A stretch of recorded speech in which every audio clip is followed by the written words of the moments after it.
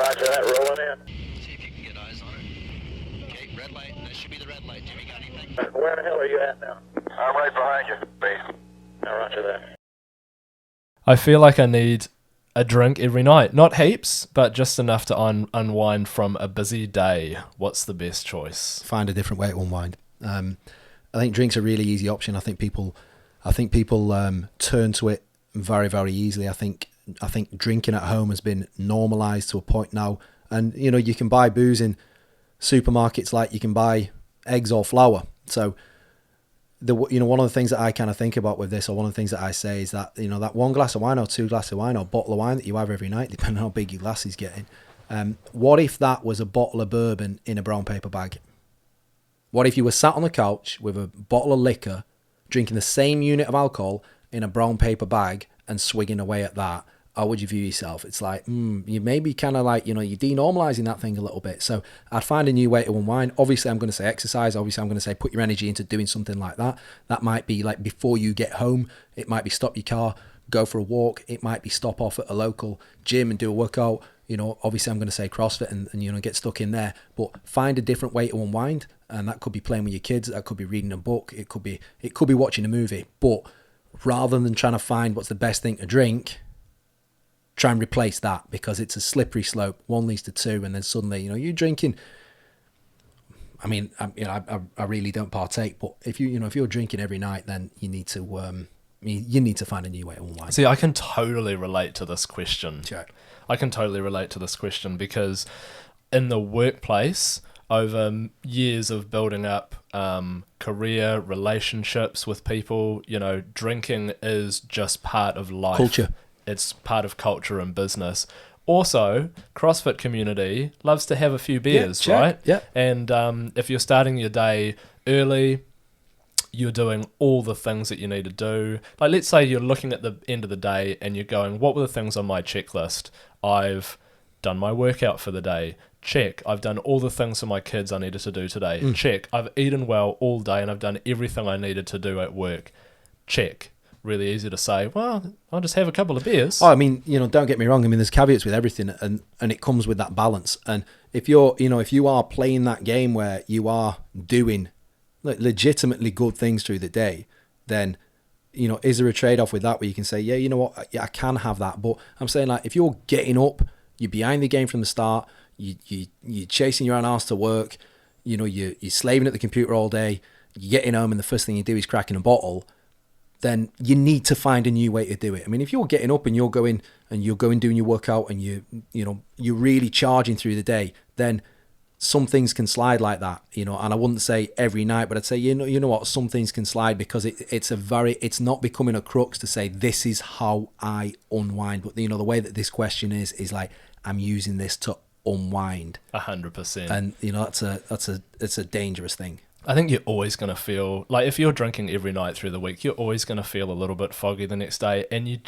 never feel as good. You never feel as good. You don't. And is that one of the reasons? Is it that thing to say, you know, I'm drinking this night because I drank last night? And, you know, I'd see that in my previous game a lot, you know, people skydiving and dudes drinking. And it's not cool. It's not cool. You know, personally, I don't get on board with it, but some dudes do.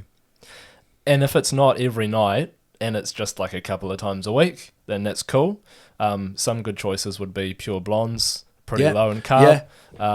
And try some of the no alcohol stuff. Yeah. You know, try some of the no alcohol stuff. There's some decent stuff around. If you're ever caught in a situation where you're at a party and you've got to drive home or you just don't feel like drinking, there's a really good one called Seedlip, which is like, it's like a gin, but it's 0% alcohol. They got them in the supermarkets now. You just look at how many calories are in the stuff, right? Yeah, like, big time. You know, Yeah. craft beer. If we're looking at it from that nutritional point of view, 100%. Craft beer versus pure blonde. Craft beer is going to have between 300 and 500 calories in like a big bottle of craft beer, whereas you've probably got 80 to 90 in a pure blonde. And, you know, one of the things that I kind of say is, look at this. If you want to ask that honest question to say, like, am I having this because I enjoy the taste, it's refreshing, so on and so forth, or am I having this now because it's becoming a crux for I am drinking for the alcohol.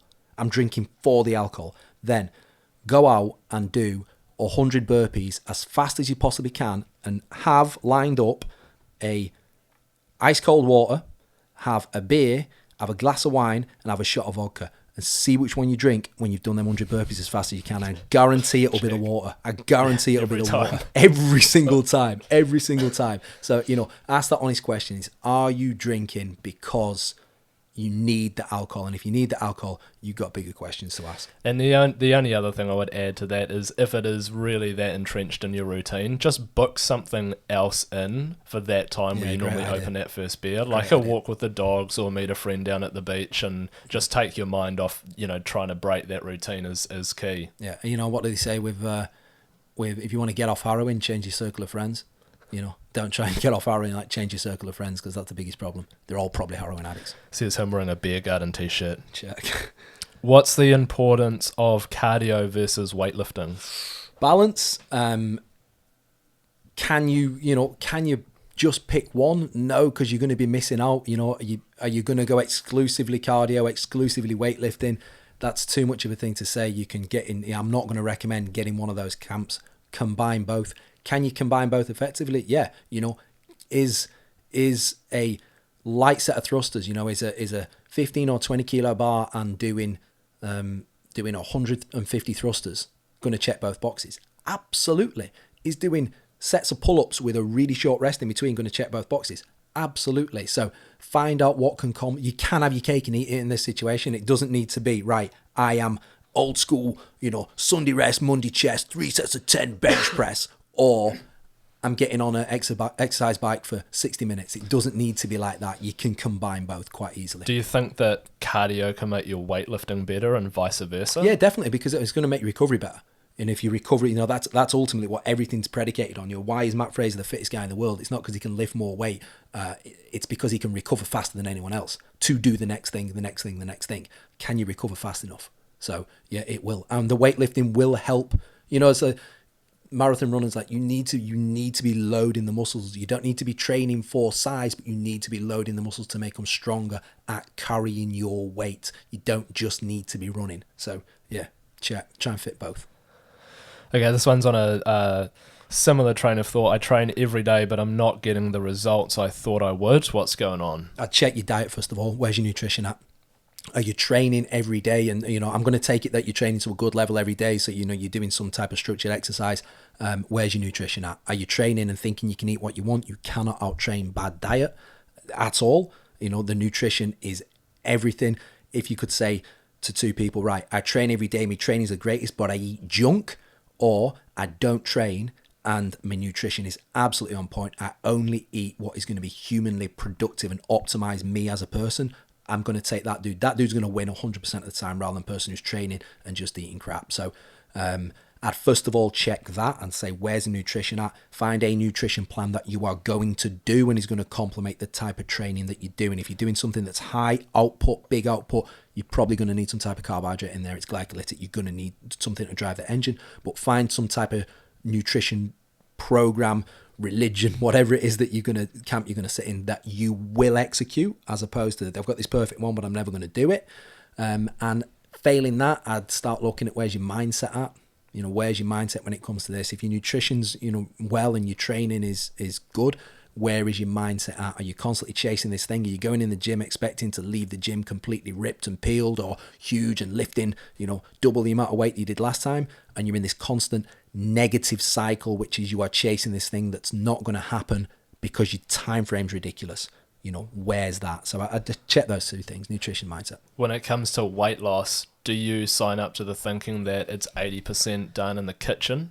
Yeah, fully, 100%. And, and I really kind of, weight loss is it's a very loaded term, because so many people will go into this, I've got this ideal weight. I've got this ideal weight. I need to lose 12.2 kilos. It's like, right, where's that? You're just making this number up and that becomes the focus point. But when it comes to actually, right, what I need to do is I need to get leaner.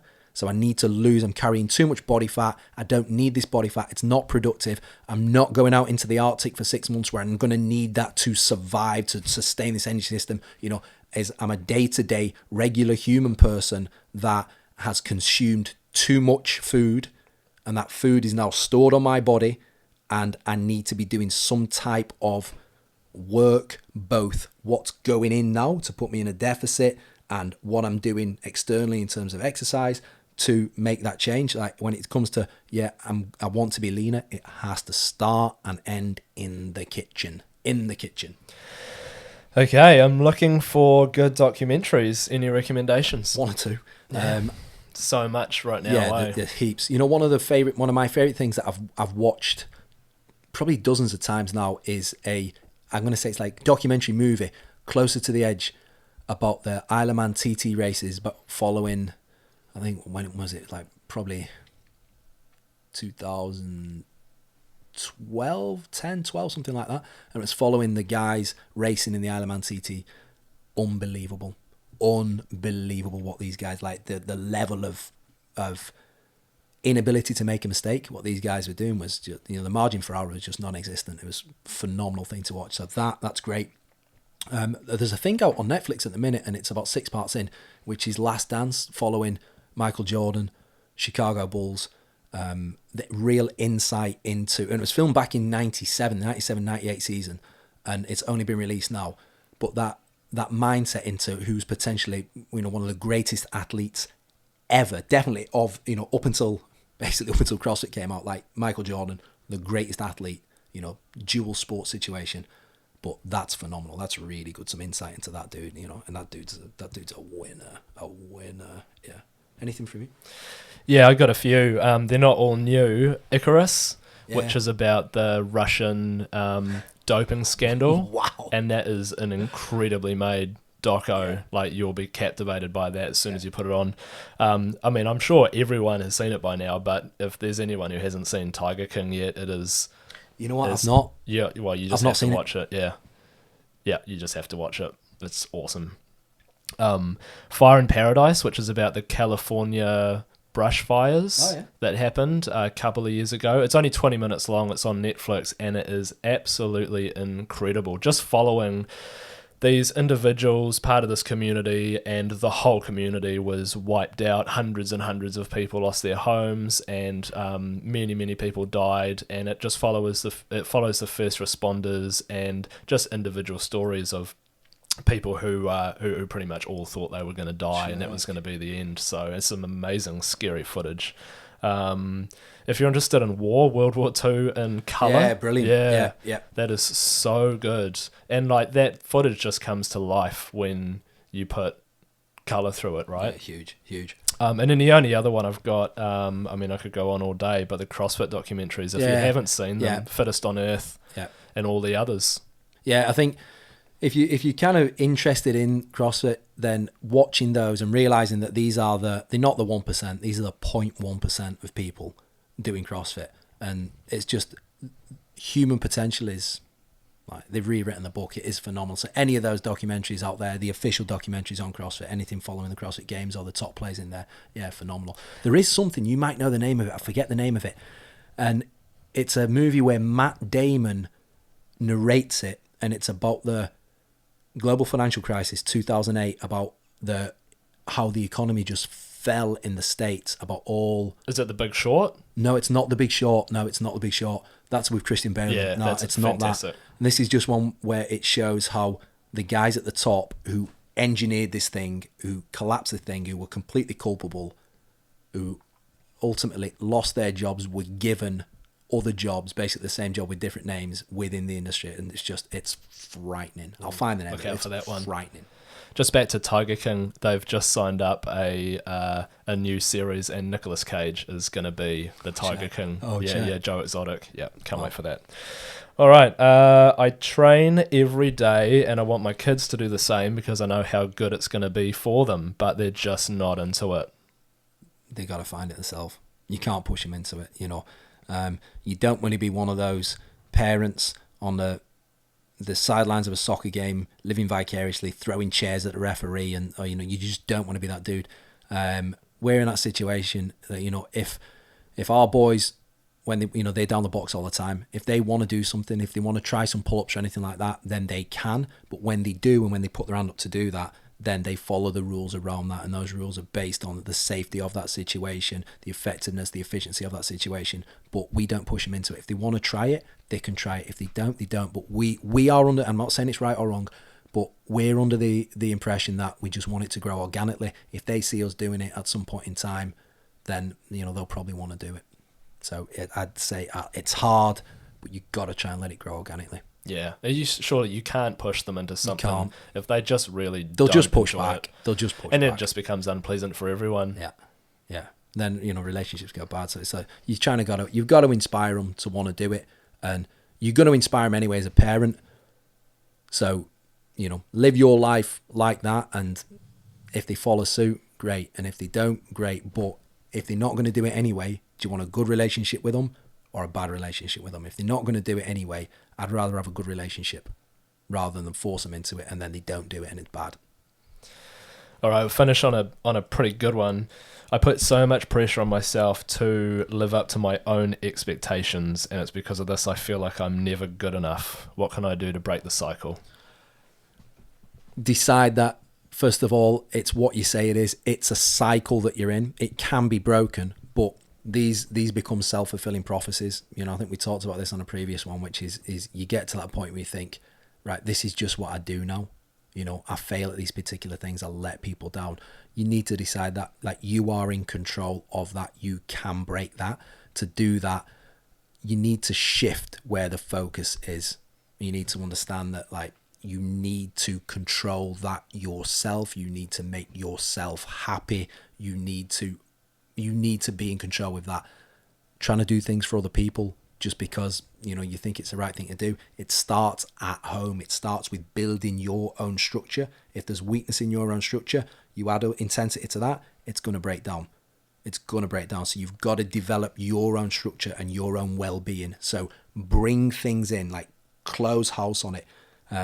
Stop trying to do things for other people if that's what's happening, and stop trying to make it about other people and say, right, what is going to make me happy now? And you'll find that once you do that, and once you are really living that and feeling that, then those other things will come out. But this is a cyclical thing. Where do you want to be in 10 years? And you've got to be brutally honest with that. Where do you want to be in 10 years? Do you want to stop this situation happening? If you do, you just have to stop it. Bonus question. Send it. Cheat meals, for or against? You know what I'm against? And I'm against in the sense that of the word. So I'm not against it in the sense of no, you should never eat anything that's junk. The greatest meal created is a double muscle from Burger Fuel. You've got to love. It's the greatest thing that's ever been created. However, I don't believe in calling it a cheat meal, because it's kind of it's like, would you just choose to go out and cheat on your partner? It's like, no, you wouldn't do that. Only once a week. It's it's just it's that mindset thing. So I kind of feel that when people look at it as a cheat meal, that cheat meal turns into a cheat day, which turns into a cheat weekend. This buffer of comfort that you've got just goes bigger and bigger and bigger. So you got to allow yourself to be able to eat those things. You just got to decide when you're taking it too far. When's it becoming a joke? When you're actually saying, you know what, that cheat meal, I'm 72 hours into that now. It's like, right, you're taking it a bit too far now. This is not a serious situation, So, yes, absolutely. Have a meal that is not within the parameters of the nutritional program that you are following. But when is enough enough? When are you going to draw a line under it? And are you just going to continue it all the way through the weekend? And I just think that if you look at it as a cheat meal, you are more than likely going to carry it on, as opposed to saying, you know what, what are you doing 90% of the time? For the 90% of the time, this is where I'm at. And it's not purgatory. And I think that's the thing. If you look at the nutritional program that you're following as purgatory, you are more likely to blow out on that cheat meal. That burger becomes burger and fries, which becomes burger, fries and milkshake, becomes burger, fries, milkshake, chocolate to follow. Then after that chocolate, maybe some apple pie, so on and so forth. Then leftover pizza the following morning, and you can see where it's going. But if the nutritional plan that you're following, if your mindset is it's not purgatory, I'm choosing to do it, then you can enjoy that food that is not within that, and then you're straight back on the wagon. So, does that leftover pizza mean that you also had a pizza the night before? Yeah, that's what that means. Could you eat 2 double mussels consecutively, in one sitting? Yeah, I could too. I could do that. I could easily do that. Quite easy. I could breathe that in. Anyway. Yep. Wrap.